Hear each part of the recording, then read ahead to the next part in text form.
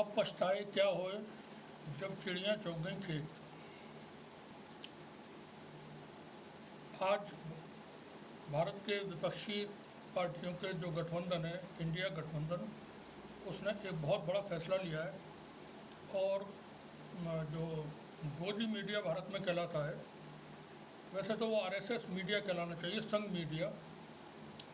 गोदी मीडिया के कुछ एंकर्स को उन्होंने पॉइंट आउट किया, लिस्टेड किया और तय किया है कि इनके प्रोग्राम्स में हमको डिबेट में शामिल नहीं होना है। उनकी उन्होंने एक लिस्ट भी जारी की है। इस लिस्ट में कई बड़े निजी और सरकारी चैनलों के एंकर हैं, समाचार चैनल, सरकारी समाचार चैनलों के एंकर हैं। वरिष्ठ कांग्रेस के जो नेता हैं, पवन खेड़ा ने इन एंकर्स की लिस्ट जारी करते हुए लिखा, इंडिया कोऑर्डिनेशनल कमेटी ने 13 सितंबर को इस बारे में फैसला लिया था। जिन एंकर्स को इंडिया गठबंधन ने ब्लैक लिस्ट किया है, उनके नाम इस प्रकार हैं। नाम सुन लें जिनके प्रोग्राम में अब विपक्षी पार्टियों का जो गठबंधन है 26 पार्टियों का, उसके लोग नहीं जाएंगे, उसके लीडर्स इनकी डिबेट्स में नहीं जाएंगे।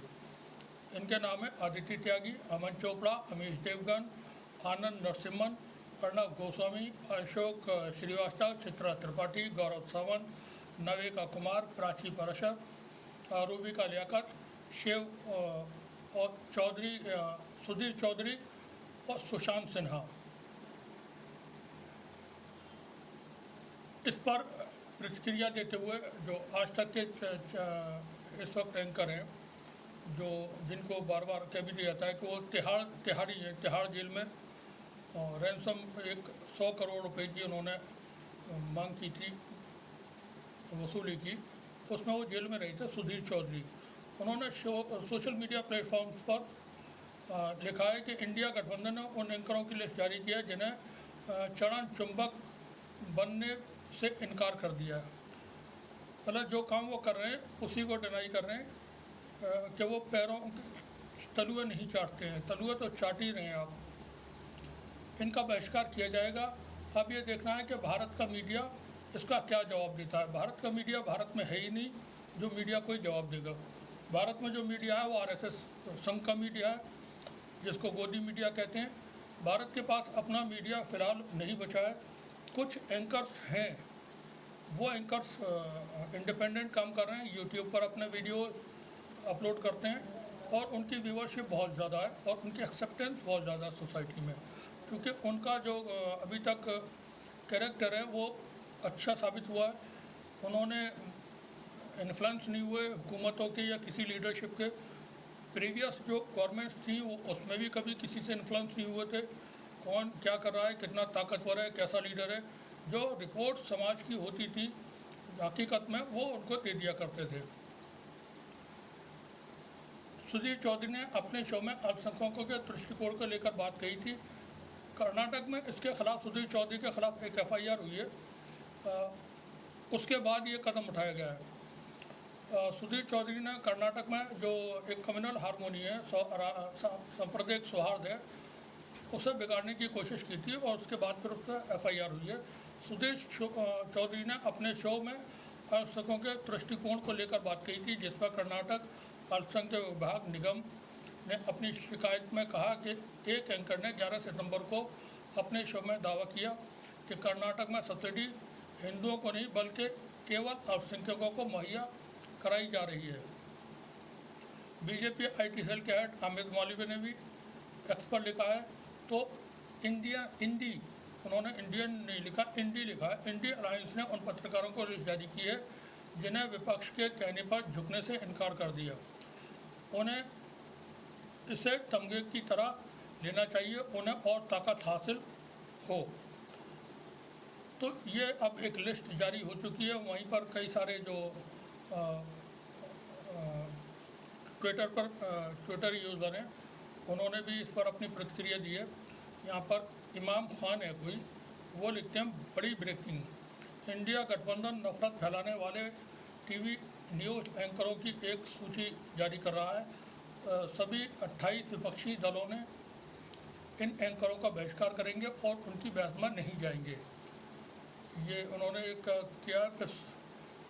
यहाँ पर संदीप सिंह है, उनका भी एक है, उन्होंने वीडियो जारी करते हुए कहा है कि इंडियन गठबंधन के समन्वय समिति की बैठक में ये फैसला लिया गया कि गठबंधन की सभी पार्टियां गोदी एंकरों और उनके चैनलों का बहिष्कार करेंगी। यहाँ पर उन्होंने वो सूची भी जारी की है। साथ में बोलता हिंदुस्तान ने भी पूरी लिस्ट जारी की है और उन एंकर्स को के नाम 14 के बताए हैं जो जिनका बहिष्कार होगा। अशोक यादव में उन्होंने लिखा है, रूपिका लेखा, चित्रा त्रिपाठी, सुधीर चौधरी, अर्णब गोस्वामी, सबकी नाम है। जैसे पत्रकारों के कार्यक्रम में इंडिया के प्रवक्ता नहीं जाएंगे, कुछ छूट गए हैं, उनकी लिस्ट बाद में जारी होगी। इंडियन अलायंस ने आज से उनका हुक्का पानी बंद कर दिया है। अब ये अयोध्या मंदिर में जाएंगे, इतने महंगे भगवान हैं जहाँ इनको खाने लायक तो देते ही रहेंगे। ये अशोक यादव का कमेंट है। असल में देर हो गई बहुत, और अब देखते हैं 2024 में अगर चुनाव होते हैं तो जो इंडिया गठबंधन है या भारत है वो क्या परफॉर्मेंस कर देता है, क्योंकि आरएसएस को हर हाल में 2024 में हुकूमत चाहिए देश में, जो केंद्र की सत्ता है वो उसको चाहिए। 100 साल से उन्होंने मेहनत की है, मेहनत का बिल्कुल थोड़ा सा बाकी है जो उनकी मेहनत पूरी तरह से कामयाब हो जाएगी। उसके बाद 2024 डिसाइडेड मोमेंट होगा भारत के आगे आने वाले कई दशकों, कई सदियों के लिए। अभी जबकि इस वक्त भी तमाम जितनी भी भारत की संस्थाएं हैं वो इंडिपेंडेंट हुआ करती थी, इंडिपेंडेंट नहीं रही, उनके पास काम ही नहीं रहे। आपको कहीं सुनने को नहीं मिलता होगा कि मानव अधिकार आयोग कहीं वर्क करता हुआ दिखाई दे रहा है। माइनॉरिटी कमीशन को आप नहीं सुनते होंगे कहीं भी कि माइनॉरिटी कमीशन ने कहीं कोई बात कही, कोई एक्शन लिया, किसी को नोटिस जारी किया, या कहीं पे कोई क्राइम हुआ, कोई घटना हुई तो उसमें माइनॉरिटी कमीशन या ह्यूमन राइट कमीशन कहीं कुछ करते हुए नज़र आए। इसी तरह से SC ST OBC इनका कमीशन हुआ करता था, और बहुत सारी बॉडीज थी देश के अंदर। तो पिछले जो ये एरा है 10 इयर्स का, जिसको हम मोदी रिजिम कहते हैं, उसमें चीज़ें पूरी तरह डिस्टर्ब हो गई हैं। ये जो 2024 का जैसे चुनाव है, अगर 2024 में चुनाव होते हैं, निष्पक्ष होते हैं तो कोई मसला ही नहीं है, फिर भी उम्मीद कम रखें कि शायद निष्पक्ष हो। अभी उसके एजेंडे तैयार हो रहे हैं, विपक्ष के पास एजेंडा है, वो गरीबी की बात करेंगे, रोज़गार की बात करेंगे, वो एजुकेशन की बात करेंगे, वो सड़कों की, अस्पतालों की ये बात होगी। सत्ता के पास एजेंडा नहीं है, सत्ता एजेंडा सेट करने में लगा हुआ है। उसको कभी सनातन में कोई उम्मीद नज़र आती है, कभी UCC में उम्मीद नज़र आती है, कभी और दूसरी चीज़ों में। अभी उनके पास एजेंडा कोई सेट नहीं है जिसके ऊपर वो अपने वोटर्स को कलेक्ट कर सकें या मोटिवेट कर सकें।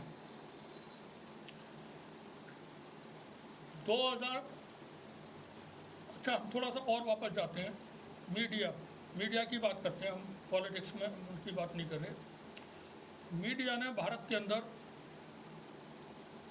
पूरी तरह से चीज़ों को डिस्टर्ब किया, पूरी तरह से चीज़ों को बदल दिया।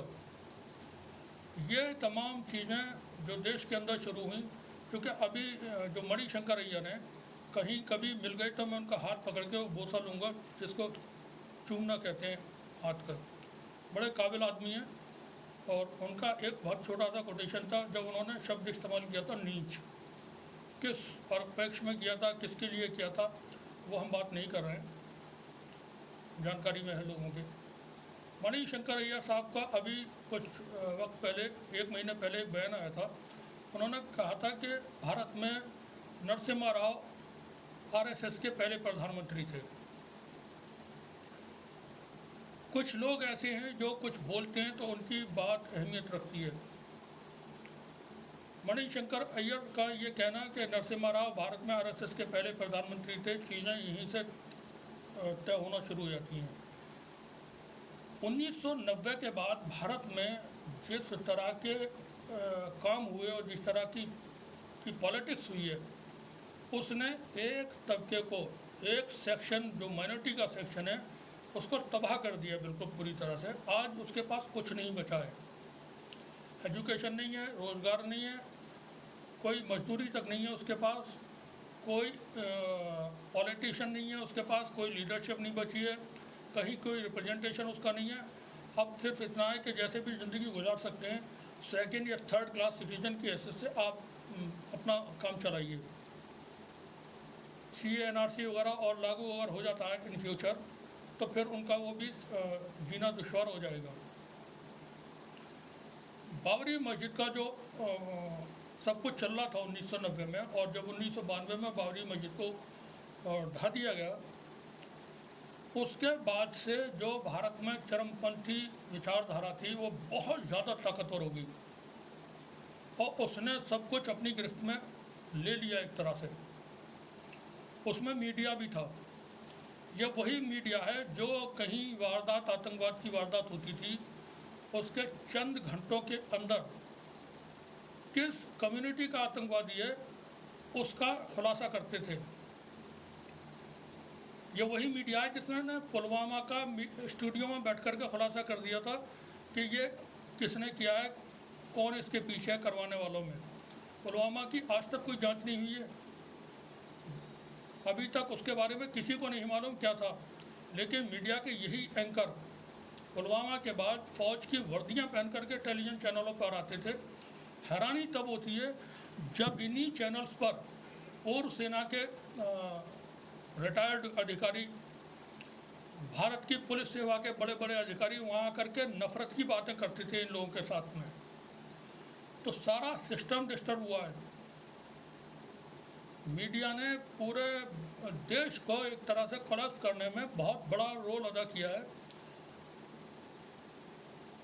और ये झूठ बोलता है मीडिया, कहानियाँ मनगढ़ंत बना करके पेश करता है। इनकी बहुत सारी खबरें, बहुत सारी रिपोर्ट्स हैं जो झूठी होती हैं पूरी तरह, और झूठा साबित होने पर फिर ये उसको कभी बताते नहीं कि हमसे गलती हुई। यहाँ पर भारत में आतंकवाद 1990 पहले भी था। पंजाब स्टेट में जब गोल्डन टेम्पल का मामला हुआ, उसके बाद और 1984 में सिखों का नरसंहार हुआ पूरे देश में, जिसको RSS के लोगों ने किया था और कांग्रेस के लोग भी इसमें शामिल रहे थे। सिखों का आतंकवाद हुआ पंजाब में। फिर बाबरी मस्जिद के बाद एक नए तरीके का आतंकवाद हुआ जिसको इस्लामिक आतंकवाद कहा गया, मुस्लिम आतंकवाद। वो ये मीडिया का पैदा किया हुआ था इस्लामिक आतंकवाद। वो और जो हमारे यहाँ और जो बहुत ताकतवर हैं उनका पैदा किया हुआ था, भारत के टॉप पॉलिटिशियंस का पैदा किया हुआ था, जबकि वो था ही नहीं। उसके लिए अगर अगर अगर स्पेशल कोर्ट्स आज भी बनाए जाएं और एक एक केस को दोबारा से रीओपन किया जाए तो आपको पता चलेगा वो घटना कैसे हुई।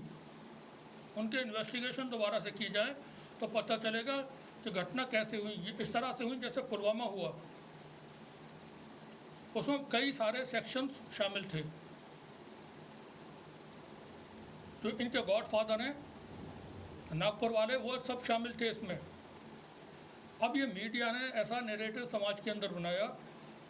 अब सब कुछ जा चुका है विपक्ष के हाथ से भी। अब इनकी समझ में आ रहा है विपक्ष के कि हमको मीडिया का बहिष्कार करना है इन लोगों का। तो पूरे विपक्ष को एक और फैसला करना पड़ेगा कि अब हमको निडर होकर के संघ के खिलाफ बोलना होगा।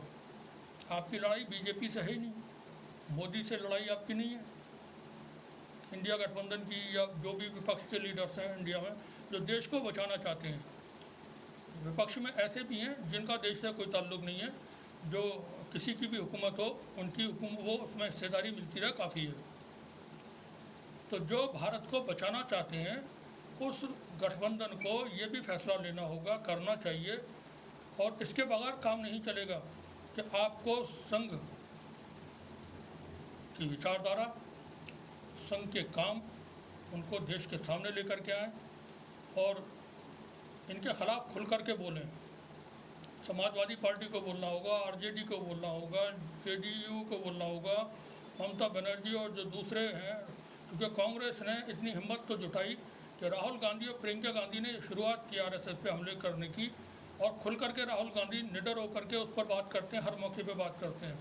ऐसी हिम्मत कभी किसी ने भारत के इतिहास में 100 साल में नहीं की जो आरएसएस पर इतने खुल करके बात करे और तमाम चीज़ों को उनकी उजागर करे। देखें, नेक्सस बने हुए हैं, ऑर्गेनाइजेशंस बनी हुई हैं, इसमें कोलैबोरेशन से बहुत सारे जो इंग्रेडिएंट हैं इसमें वो और भी हैं जिनको हम यहाँ डिस्कस नहीं कर सकते। कर्नल कज़ाफ़ी का आपने देखा होगा किस तरह से उसकी इमेज ख़राब की। यहाँ हिंदुस्तान का कौन सा ऐसा एंकर था जो कज़ाफ़ी के बारे में जाकर के कोई रिपोर्ट करके आया था वहाँ लीबिया में जाकर के? कोई ऐसा एंकर भारत का जो नॉर्थ कोरिया गया हो और किम जोंग उन के बेडरूम में जाकर के उसने देखा हो कि किम जोंग उन क्या करता है? कोई ऐसा पत्रकार भारत का जो सद्दाम हुसैन के महल में जाकर के पहुंचा हो और वहाँ की रिपोर्ट लेकर के आया हो? ये सारा का सारा मीडिया सद्दाम हुसैन को बेहद कुख्यात, कज़ाफ़ी बेहद अय्याश, किम जोंग उन तो उनकी खाला का बेटा है, उसके बारे में इनको सब पता है। वहाँ की रिपोर्ट्स ये कहाँ से दिखाते थे, कहाँ से इनको डायरेक्शंस मिलते थे? वो इसराइल है इनका फादर। तो सब चेन बनी हुई है, उसको ब्रेक करना होगा इंडिया गठबंधन को और भारत को के उन लोगों को जो भारत को बचाना चाहते हैं। 24 में बचेगा भारत, ये तय इंडिया तय करेगा, भारत तय करेगा और आप सब मिल करके तय करेंगे। बने रहिए हमारे साथ, देखते रहिए टीसी जंग न्यूज़। शुक्रिया आप सभी का।